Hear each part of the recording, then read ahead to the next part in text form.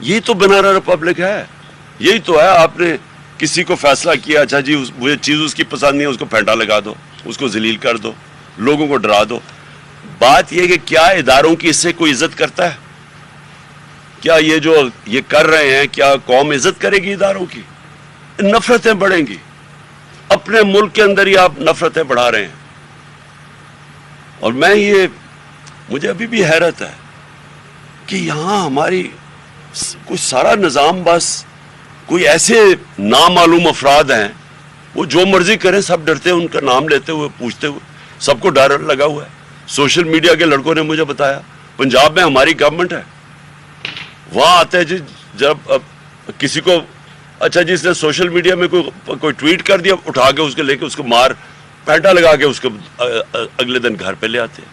لوگوں کو اٹھاتے ہیں، انہیں کہتے ہیں جی عمران خان کے خلاف سٹیٹمنٹ دو. اعظم سواتی سے پوچھ رہے ہیں جی اچھا بتائیں عمران خان نے آپ کو یہ کیا کرنے کے لیے؟ اس کو گل کو بار بار کہتے رہے کہ جی کہو کہ یہ عمران خان نے تمہیں کیا کرنے کے لیے. یہ کون لوگ ہیں؟